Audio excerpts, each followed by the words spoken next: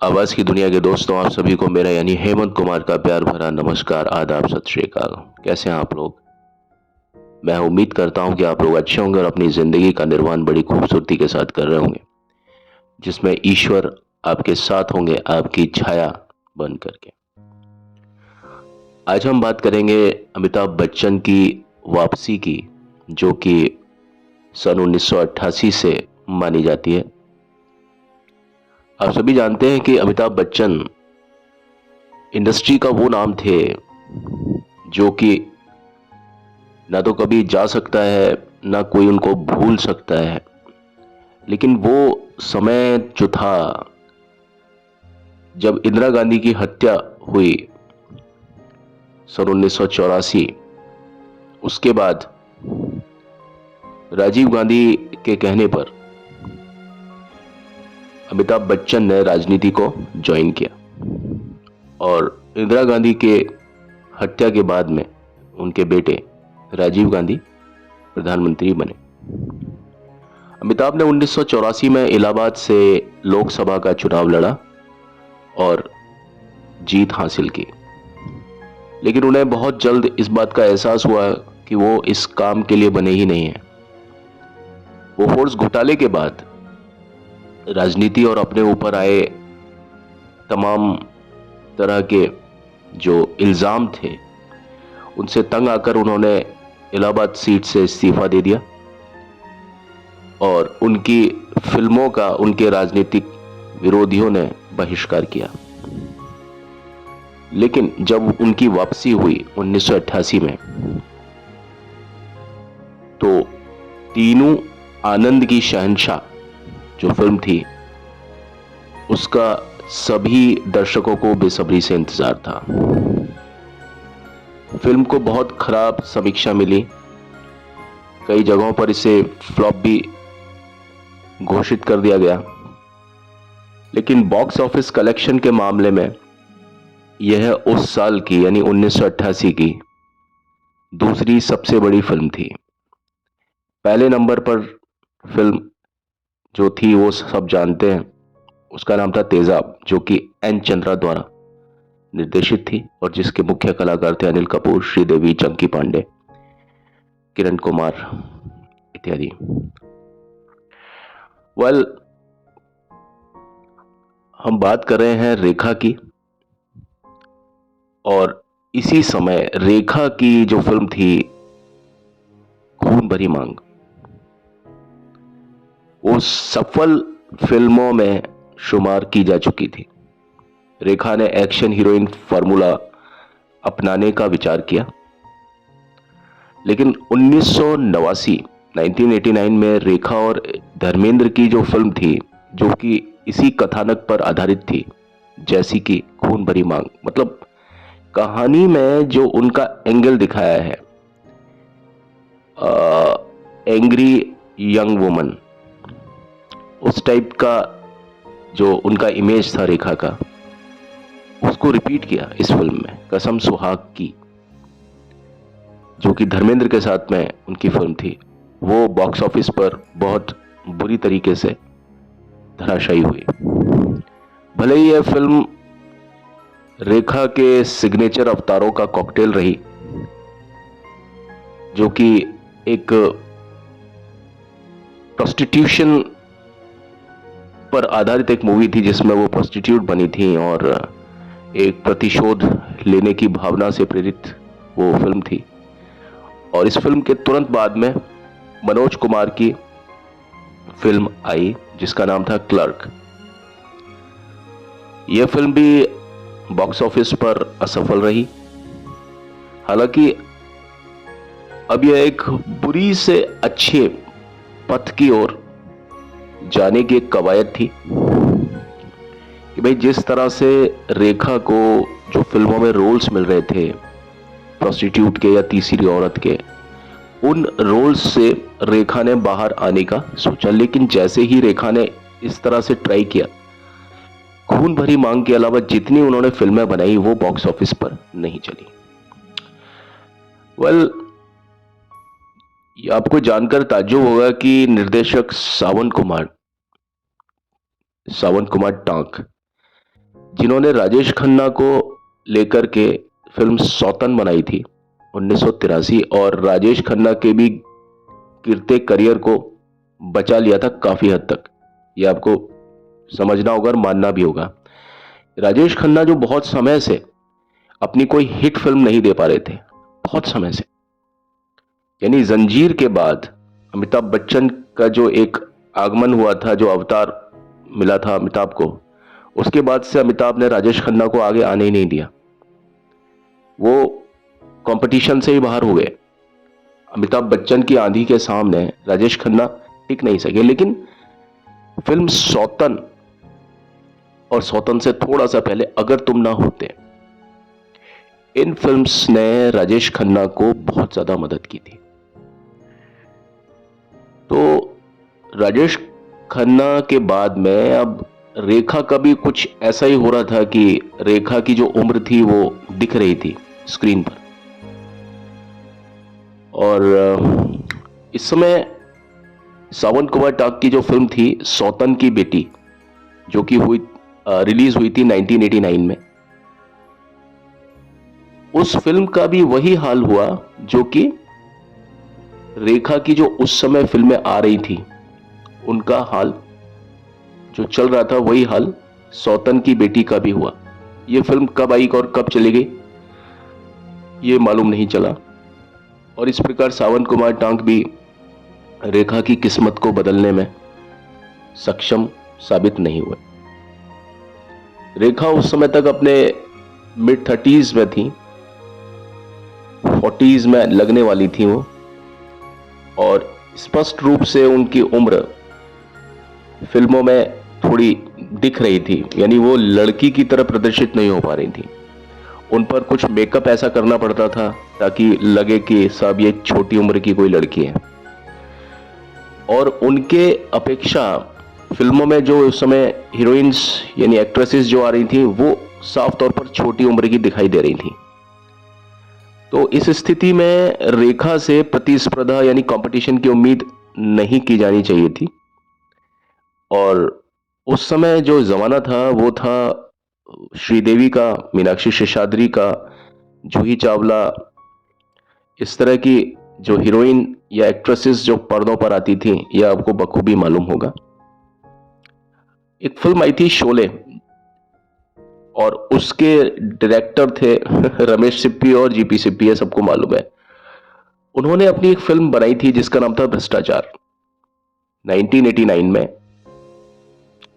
वो फिल्म आई थी, और वो फिल्म आप देखिए बहुत एक अच्छी स्टोरी थी उसमें, और एक वो पॉलिटिकल बैकग्राउंड पर आधारित फिल्म थी।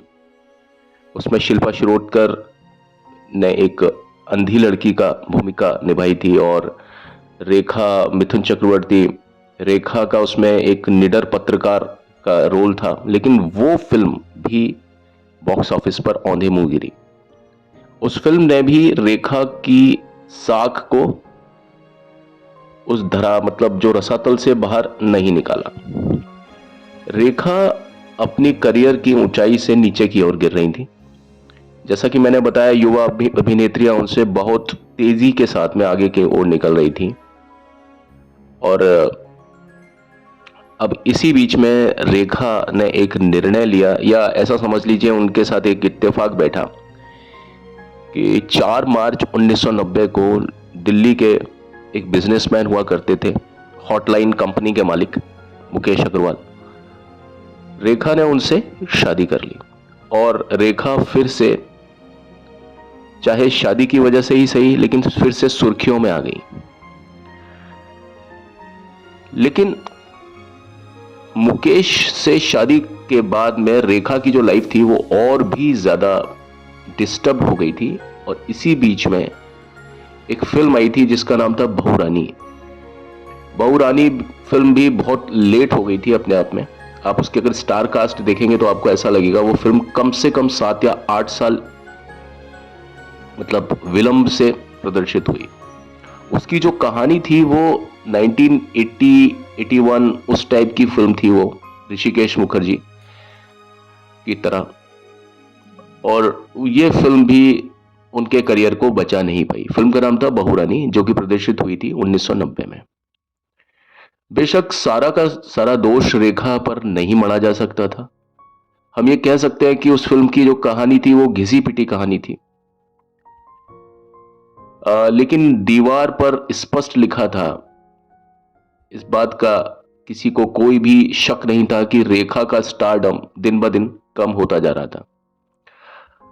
और अब देखिए, रेखा की बात जहां तक मुकेश अग्रवाल के साथ है, उनका जो शादी का करियर था मुकेश अग्रवाल के साथ, उसके बाद उनकी कोई भी शादी की न्यूज हमने नहीं सुनी। हालांकि उनके अफेयर्स बहुत सारे रहे।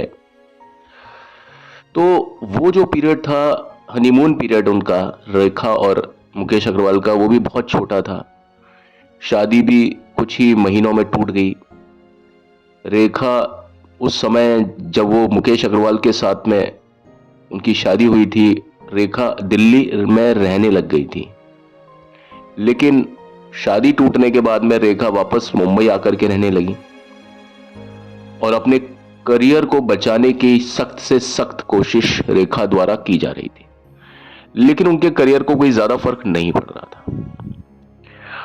बहरहाल एक स्टेज शो के लिए न्यूयॉर्क में, वो बात थी सन 1990 की, और जब वो वहां थी अपने पति से दूर, जो कि उनके तथाकथित पति मैं कह सकता हूं, क्योंकि वो रिश्ता ज्यादा टिक नहीं सका। शादी के तुरंत बाद में जब वो उस समय एक स्टेज शो में थी, तभी उन्हें मालूम चला कि उनके पति यानी मुकेश अग्रवाल ने आत्महत्या कर ली। ये वो समय था जब रेखा के बारे में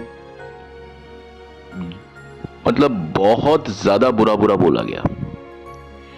बमुश्किल कोई एक ही व्यक्ति था, एक दो व्यक्ति थे, जो शशि कपूर टाइप के लोग, जिन्होंने खुल करके रेखा का समर्थन किया और उनको धीरज बनाया। वरना ये देख लीजिए कि फिल्म इंडस्ट्री के साथ साथ जितने भी लोग थे, ड्राइंग रूम में बैठा हुआ हर व्यक्ति रेखा से जवाब चाहता था। मुकेश के करीबी लोग, यहां तक कि वो लोग भी जो कभी मुकेश को जानते नहीं थे, वो भी इस बात या इस आरोप से पूरी तरह इत्तेफाक रखते थे कि रेखा ने ही मुकेश अग्रवाल को आत्महत्या करने के लिए उकसाया है, और पूरी तरीके से जिम्मेदारी रेखा की ही थी, ये माना गया। रेखा ने अपने खिलाफ लगे आरोपों का खंडन करने के लिए किसी भी तरह की पीआर टीम का गठन नहीं किया, और इस तरह से रेखा की जो चुप्पी थी उसी को उनका स्वीकृति मान लिया गया। भाई, कई बार हम बोलते हैं कि कोई व्यक्ति चुप इसलिए है क्योंकि उसने अपने अपराध को स्वीकार कर लिया है। तो ये बात पूरे मार्केट में फैल गई कि भाई रेखा ही मुकेश अग्रवाल की आत्महत्या या उनको उकसाने के लिए पूरी तरीके से जिम्मेदार थी। रेखा ने प्रेस में आकर के कोई भी अपनी सफाई नहीं दी। इसके बजाय रेखा अंडरग्राउंड हो गई, भूमिगत हो गई, और कुछ समय तक रेखा का मालूम ही नहीं चला रेखा है कहां पर।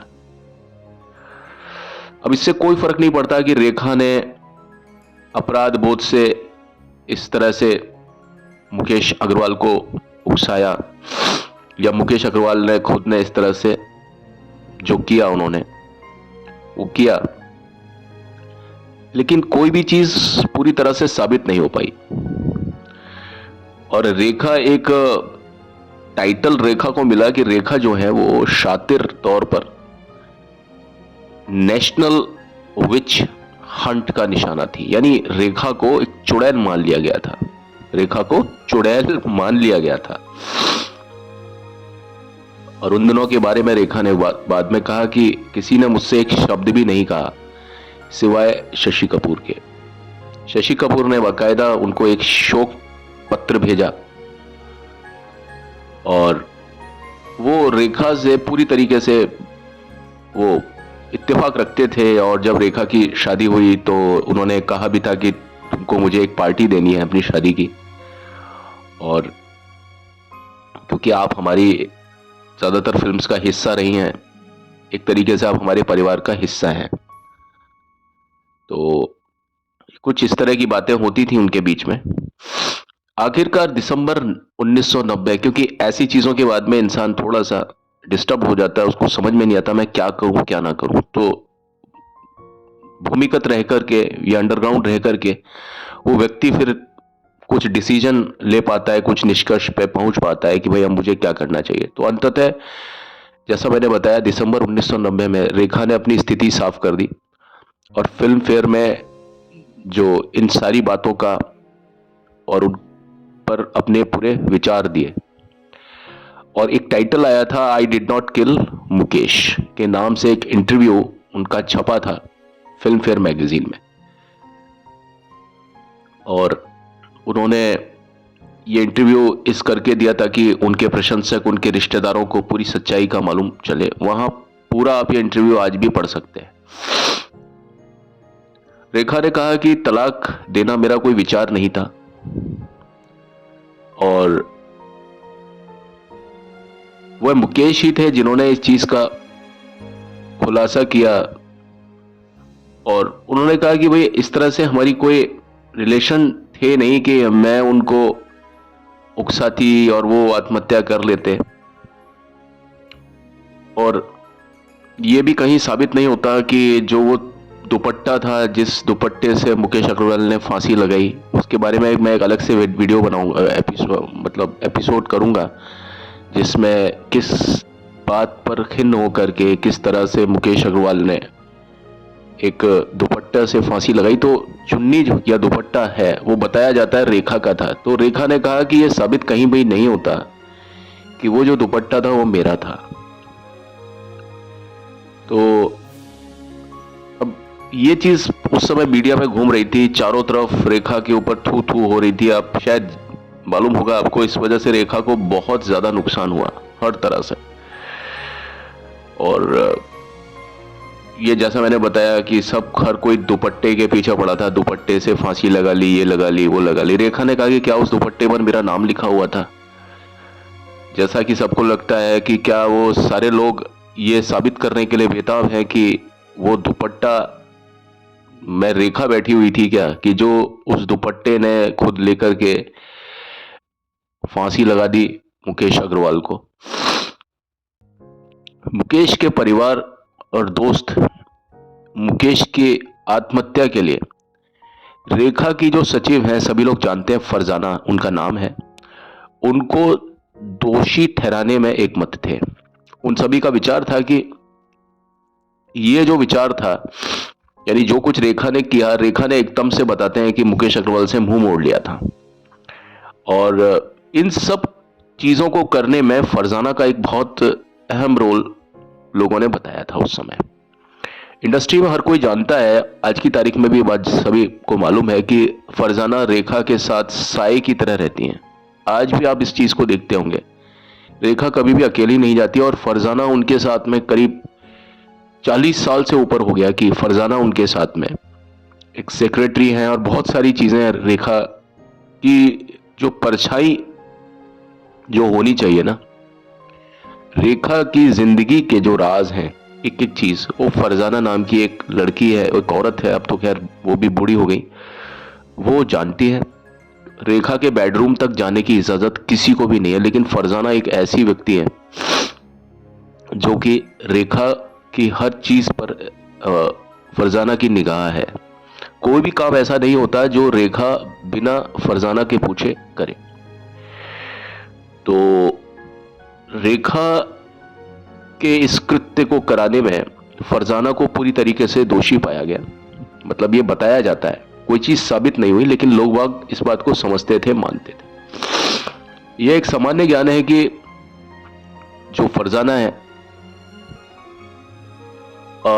फरजाना की इजाजत के बिना रेखा तक पहुंचना असंभव था।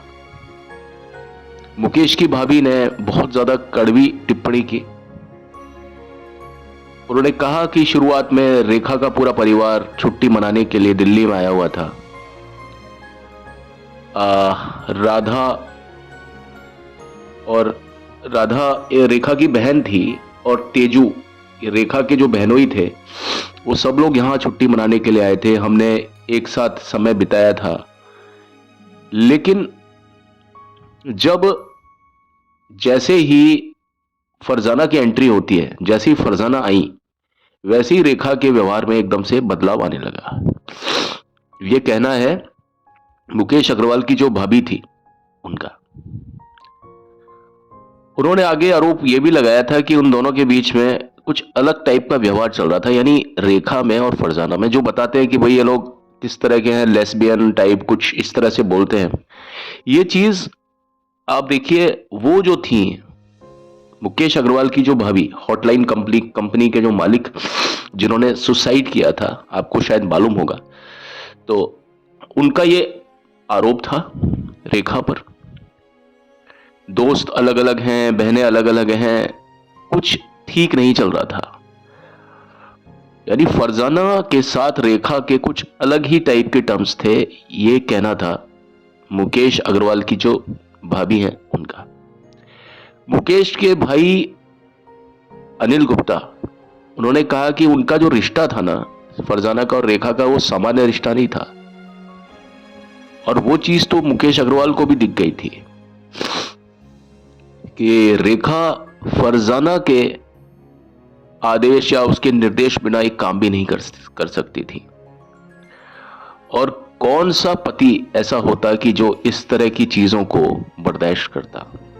यानी रेखा की और मुकेश अग्रवाल की जब शादी हो गई थी, तो रेखा जब फरजाना से मिलती थी तो मुकेश को बिल्कुल साइड में कर देती थी, बिल्कुल साइड लाइन, और हर चीज वो फरजाना से पूछ करके करती थी। ये सब बातें उस समय चल रही थी, बकौल मुकेश अग्रवाल की जो फैमिली है उन्होंने यही बताया था। और जब फरजाना के बारे में रेखा से विवाद करने की कोशिश की जाती, या मुकेश अग्रवाल जब भी कभी इस चीज के बारे में बात करता, उनके रिश्तों के बारे में पूछता कि फरजाना और रेखा का क्या रिश्ते हैं, तो रेखा भयानक या भयंकर रूप से गुस्से में आ जाती और बाहर चली जाती। तो कहते कि क्या आप इन सब चीजों को सामान्य कह सकते हैं। तो कुछ इस तरह की चीजें थी रेखा की जिंदगी में, और वो लोग जो थे वो पति पत्नी की तरह व्यवहार किया करते थे, रेखा और फरजाना। ये सब इंटरव्यू छपा था उस समय की जो पत्रिका हुआ करती थी, फिल्म फेयर और दूसरी जो पत्रिका थी। और इस बात की पुष्टि रेखा, वो जो मुकेश अग्रवाल की भाभी ने की थी। उन्होंने कहा कि मैंने इन सभी चीजों को अपनी आंखों से देखा है। काश मुकेश कभी भी रेखा से मिले नहीं होते तो मुकेश अग्रवाल आज जिंदा होते, और उनकी जो कंपनी है हॉटलाइन वो भी जिंदा होती। मुकेश ने सुसाइड नोट में साफ तौर पर लिखा है कि उनकी मौत के लिए किसी को जिम्मेदार न ठहराया जाए।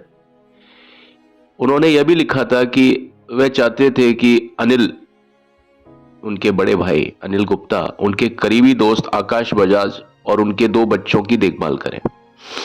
और उस सुसाइड नोट में यह भी लिखा गया था कि वे अपनी पत्नी रेखा के लिए कुछ भी छोड़ नहीं रहे हैं, कुछ भी छोड़ करके नहीं जा रहे हैं, क्योंकि वो वैसे ही बहुत ज्यादा अमीर है। अनिल गुप्ता ने यह कहा कि अगर ऐसी कहानियां चल रही हैं कि रेखा मुकेश के पैसे और संपत्ति चाहती हैं, तो मैं आपको बता दूं कि यह बात सच नहीं है। रेखा ने हमसे कभी भी कुछ मांगा नहीं था। यानी वो बात एकदम सही कर रहे हैं ऐसा लगता है। मुकेश के दोस्त और दिल्ली के पूर्व कमिश्नर नीरज कुमार कहते हैं कि उन्हें याद है कि रेखा ने कभी भी किसी भी चीज का दावा नहीं किया। मुकेश की संपत्ति से किसी भी तरह का कोई सरोकार उनका नहीं था। कोर्ट में उन्होंने कभी भी इस चीज के लिए कभी कोई गुहार नहीं लगाई। और सालों बाद इस बुरे दौर को याद करते हुए रेखा ने सिमी ग्रेवाल से उनके शो में कहा था कि यह प्यार नहीं था, यह तो तय है। किसी भी चीज के रजिस्टर्ड होने से पहले सब कुछ खत्म हो जाता था, फिर कभी कभी वह चीज आपके जीवन में बहुत ज्यादा गहरा प्रभाव डाल सकती है।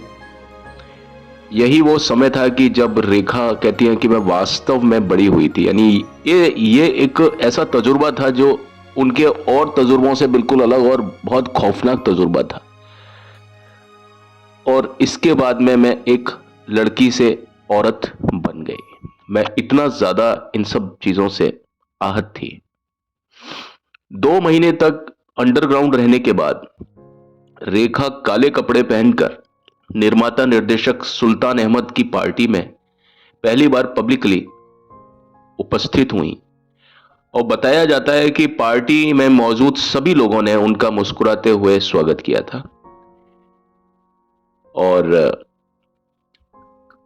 अपने आत्मविश्वास के लिए जाने, मतलब हम लोग जानते हैं कि भाई रेखा का आत्मविश्वास बहुत ज्यादा है और ये उनका स्क्रीन पर भी दिखाई देता है। वो आत्मविश्वास उस पार्टी में भी दिखा। उस समय रेखा के पास में कोई भी फिल्म्स नहीं थी। रेखा को इंडस्ट्री ने दूर कर दिया था, या समझ लीजिए कि रेखा ने इंडस्ट्री को खुद से दूर कर लिया था। लेकिन इस पार्टी में बॉलीवुड के वे सभी लोग, अंदरूनी लोग, जो कि उनके साथ फिर से कभी जिंदगी में काम नहीं करने की कसम खा रहे थे, बातचीत करने के लिए बहुत ज्यादा वो लोग उत्सुकता से आगे आए। और साहब, लोगों का यही चलन होता है। किसी ने भी दूसरी ओर नहीं देखा, सभी लोग रेखा को ही देख रहे थे, उन्हीं से ही उनकी कुशल क्षेम पूछ रहे थे। ऐसा नहीं था कि रेखा के आने पर लोगों ने अपनी पार्टी छोड़ दी और घर चले गए, जैसे कि लोग बाग बता रहे थे कि उन्हें रेखा से नफरत हो चुकी है। और रेखा, मैंने बताया था, एक नेशनल वैम्प, नेशनल विच के तौर पर, मतलब उनका पूरा इस तरह से प्रोजेक्शन किया जा चुका था। तीसरी औरत या चुड़ैल के रूप में रेखा के बारे में इधर उधर अफवाहें फैली हुई थी उस समय। लेकिन इस पार्टी में जो रेखा ने देखा और रेखा के साथ वास्तव में लोगों ने किया, निर्माताओं ने, निर्देशकों ने, उनके सह कलाकारों ने, वो रेखा के कमबैक के लिए अच्छा संकेत था। रेखा ने एक बार फिर से एक नई शुरुआत करने का फैसला लिया। मुकेश की मौत से पहले रेखा को केसी बोकाडिया ने भारत की नारी, एक फिल्म आई थी, उसके लिए साइन किया था। और रेखा पर उन दिनों जो तोहमतें और जो आरोप चल रहे थे मुकेश अग्रवाल की आत्महत्या को लेकर के, जैसा कि मैंने आपको बताया, रेखा उस समय उन दौर दरमियान से गुजर रही थी। तो शायद, मतलब केसी बोकाडिया को 100% ये बात महसूस हो गई कि ये फिल्म अब चलेगी नहीं। अगर इस समय रेखा को लेकर के कोई फिल्म बनाई इस तरह से, जिसका नाम हो भारत की नारी, या चाहे कोई भी फिल्म हो, रेखा की नहीं चलेगी। और आपने देखा कि उस समय 90s में, 91, 92, 89, 93, उस समय रेखा की कोई फिल्म आई ही नहीं थी। लोगों ने रिस्क नहीं लिया, और शायद ये अच्छी बात थी कि नहीं लिया, क्योंकि रेखा की कोई फिल्म उस तरह से नहीं चल सकती थी, बिल्कुल छोटे रूप में भी नहीं चल सकती थी, क्योंकि रेखा के बारे में लोगों ने बहुत ज्यादा गलत सोचना शुरू कर दिया था, बहुत ज्यादा। और उन पर आत्महत्या, किसी व्यक्ति को आत्महत्या के लिए उकसाने का भी पूरा आरोप लोग बागों, वो सिद्ध नहीं हुआ, लेकिन लोगों ने अपने मन में इस बात को ठान लिया था कि रेखा है तो कुछ भी हो सकता है। क्योंकि रेखा का नाम शुरू से ही इस तरह से जुड़ा था कि वो, उनका अफेयर किसी के साथ में भी चल जाता था और तीसरे किनारे वाली स्थिति वो पैदा कर लेती थी, दो व्यक्ति के बीच में तीसरा। तो ऐसे व्यक्ति के बारे में ये भी बता देते हैं लोग कि भाई ऐसा व्यक्ति तो फिर वो काम भी कर सकता है, जो कि मुकेश अग्रवाल ने अंततः किया। जब रेखा की पहली शूटिंग के लिए की बात हुई, तो उसके बाद में इस फिल्म का जो नाम था, थोड़ा सा इसको बदला गया, थोड़ा सा देर में, थोड़ा सा समय के बाद में इस फिल्म का नाम भारत की नारी से हटा करके फूल बने अंगारे रख दिया गया। और आपने देखा होगा, फूल बने अंगारे जो फिल्म थी वो भी रेखा के इर्द गिर्द ही घूमती है। अब इस फिल्म में कोई भी कलाकार हो, लेकिन आपकी नजर रेखा पर ही होती है। और ये भी पूरा एक रिवेंज स्टोरी थी कि जिसमें रेखा किस तरह से बदला लेती है। आपने देखा होगा, गोरी कब से हुई जवान, बन्ना ले जा अपने साथ, वो बड़ा फेमस गाना था लता दीदी का। ये फिल्म थोड़ी हिट थी, अच्छी हिट थी, और लोग बाग, मैं यही कहूँगा ये सुपर हिट फिल्म थी। लोग बाग उनकी अपीयरेंस से बहुत ज़्यादा खुश थे, पागल हो चुके थे, खुशी के मारे झूम रहे थे। रेखा के जो प्रशंसक थे उनके दीवाने थे, और उनकी एक झलक पाने के लिए वो बेताब थे। रेखा के चेहरे पर बहुत दिनों बाद एक मुस्कुराहट थी, जिसे हम सच्ची मुस्कुराहट कह सकते हैं।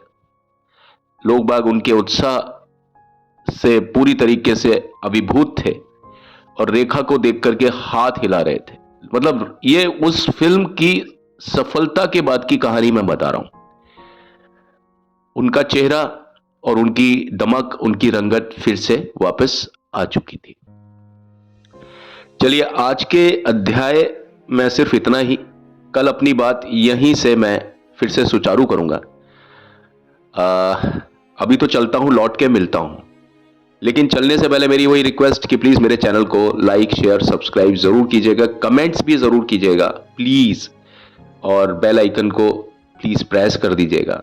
ठीक है, मेरे चैनल को थोड़ा सा तवज्जो देंगे तो अति मेहरबानी होगी आपकी। प्लीज मेरे चैनल को लाइक, शेयर, सब्सक्राइब जरूर करें। कल मिलते हैं। भगवान आपको खुश रखे, आबाद रखे, मस्त रखे, इन्हीं दुआओं के साथ में अभी फिलहाल के लिए मैं आपका दोस्त, आपका होस्ट हेमंत कुमार आपसे इजाजत चाहता हूं। Thank you very much. Bye bye, take care.